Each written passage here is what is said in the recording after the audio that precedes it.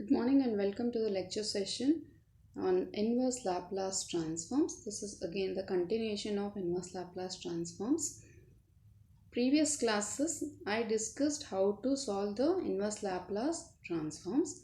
In this video I am going to explain how to apply the convolution theorem. By applying the convolution theorem, it is becoming much more simpler. So let us see what the convolution theorem says.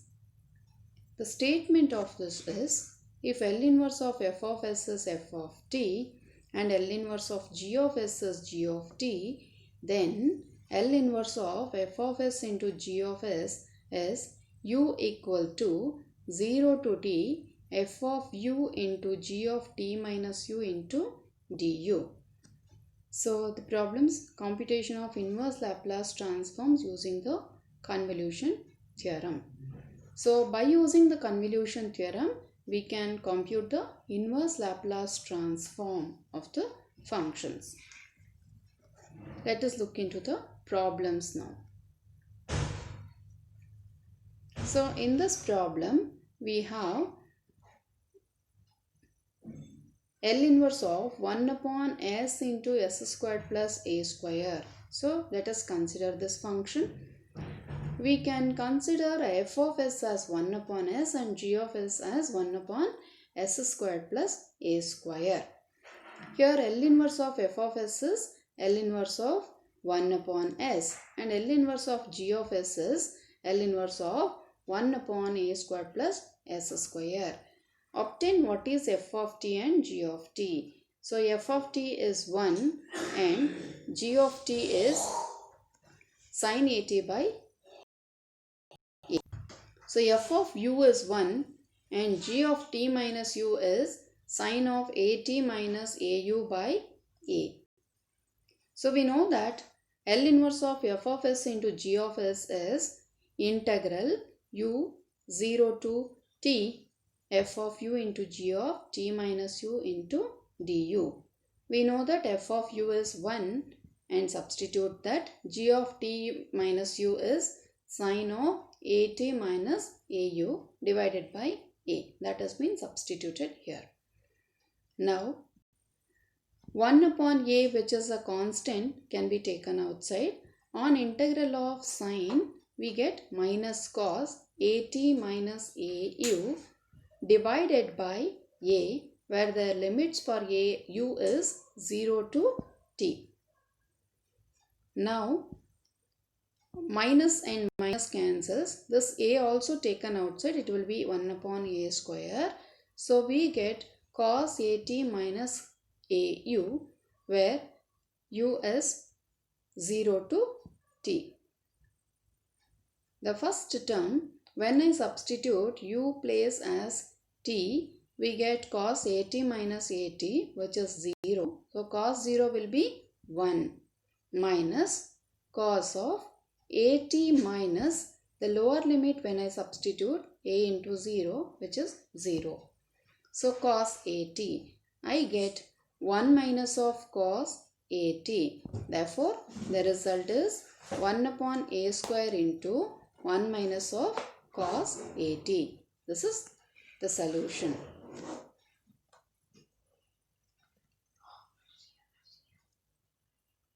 Second problem.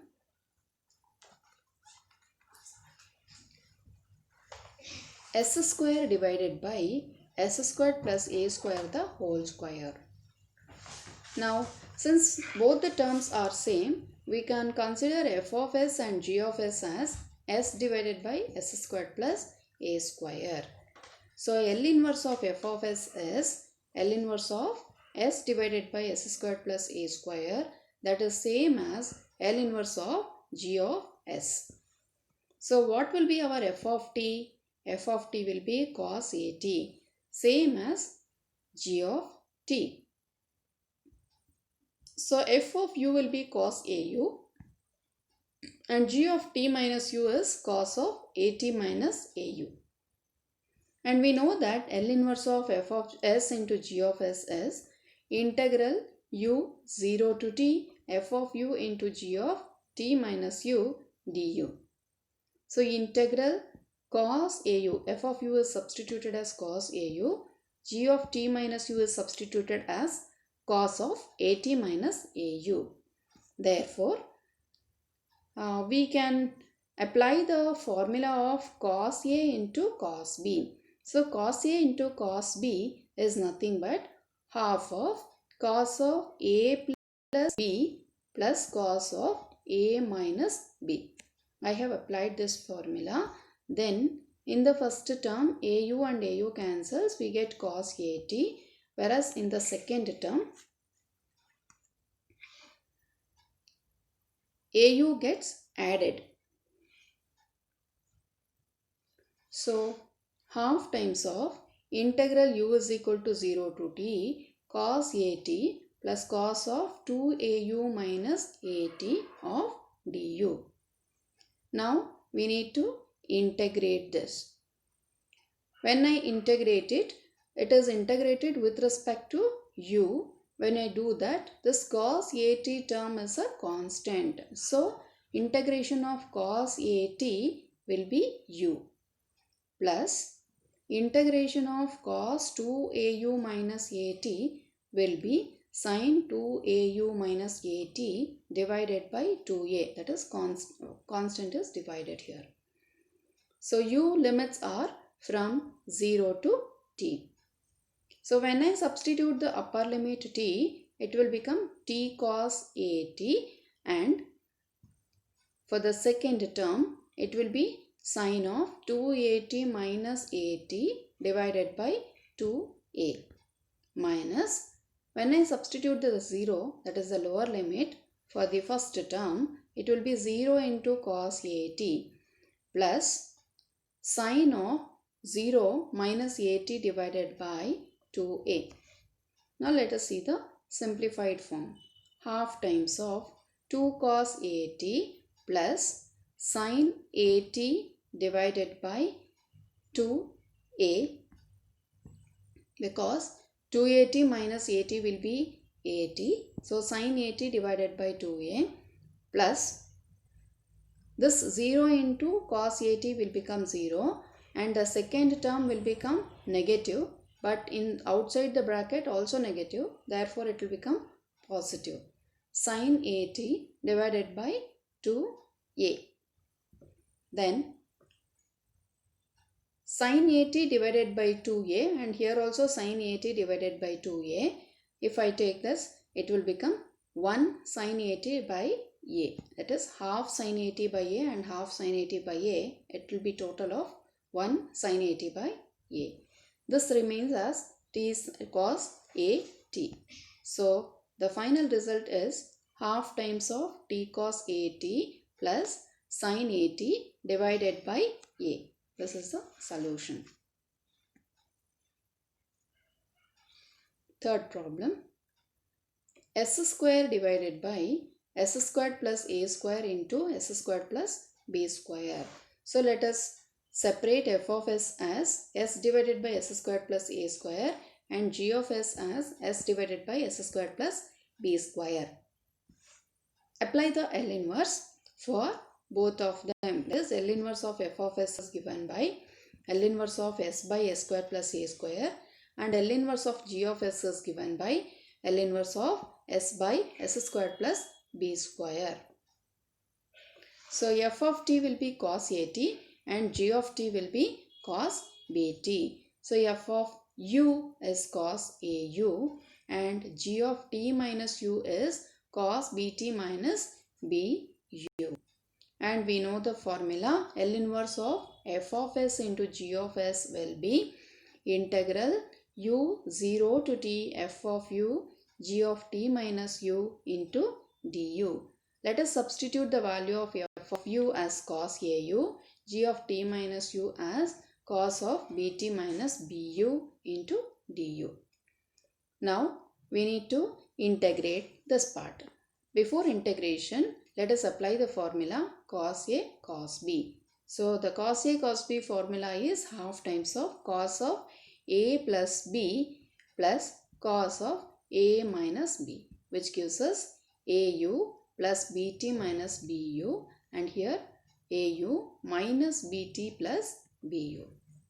Thereby, it is cos of A minus B into U plus BT, and here cos of A plus B into U minus BT of du. Now integrate this part. So cos of this integration is sin of A minus B U plus BT divided by A minus B, whereas for the second term it is divided by A plus B, where U is replaced with 0 to t, the limits. When I substitute the upper limit, it will be AT minus BT plus BT divided by A minus B, and for the second term AT plus BT minus BT divided by A plus B, and when I substitute a 0, that is a lower term, it will become sin of only BT by AB, because the first term A minus B into U will become 0. Here also minus BT alone will be there. Here it is A minus B and here it is A plus B. Fine. Now this term BT and BT gets cancelled. We get a sin AT divided by A minus B, and here again BT by BT and BT cancels, sin AT by A plus B, and in the second term it is sin BT by A minus B and sin BT by A plus B with a minus sign. So sin AT, this is sin AT times of 1 by A minus B plus 1 by A plus B, that is combining the first and the second term.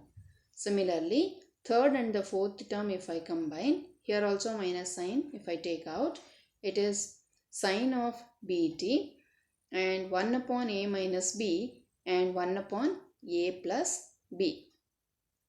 It should be plus here. So what we are getting is on simplification, by taking the LCM, A squared minus B square in the denominator. So A plus B plus A minus B, B and B cancels, it will be 2A. Here also A and A cancels, it will be 2B. Thereby sin AT, 2A into sin AT minus 2B into sin BT divided by A squared minus B square. And in the denominator already 2A is there, which gets cancelled. So we are getting this result. Next problem. 1 upon s plus 1 into s squared plus 1. Consider f of s as 1 upon s plus 1 and g of s as 1 upon s squared plus 1, and take the Laplace inverse on both the sides for both the functions. So f of t will be e power minus t and g of t will be sin t. So what is f of u? E power minus u, and g of t minus u is sin of t minus u. And we know the formula, L inverse of f of s into g of s is integral u equals to 0 to t f of u g of t minus u into du. Now let us substitute value of f of u and g of t minus u. So e power minus u into sin of t minus u du, and we know the formula e power ax into sin of bx plus c is given by e power ax by a square plus b square into a sin of bx plus c minus b cos of bx plus c.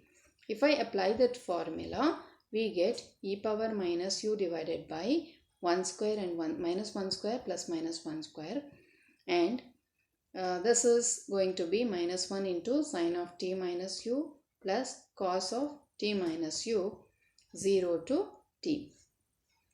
On substitution, u is replaced with t, so it will become sin 0 and cos 0.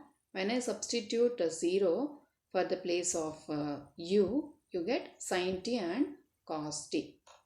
So this on simplification, we get e power minus t plus sin t minus cos t whole divided by 2. This is the final answer. Thank you.